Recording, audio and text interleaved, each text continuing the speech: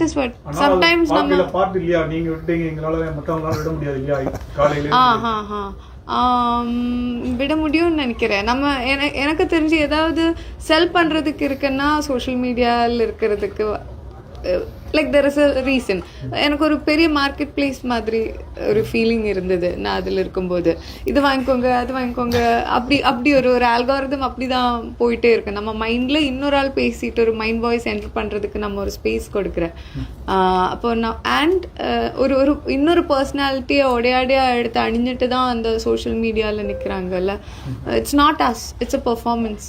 So எனக்கு personally அந்த performance என்னால் வராது. இந்த பர்ஃபார்மன்ஸ் வரும், அந்த பர்ஃபார்மன்ஸ் எனக்கு பிடிக்காது. So I am staying away. But if you can balance, it's a good medium to have. For creators it's a great platform to have. அது தெரிஞ்சு we should play according to the game. அவ்வளோதான். நிஜ லைஃப்ல யாரையாவது இந்த மாதிரி தூக்கி போட்டு அடிக்கணும்னா 2-3 பேர் யாரை எந்த கேரக்டர் அடிக்கணும்னு நினைக்கிறீங்க?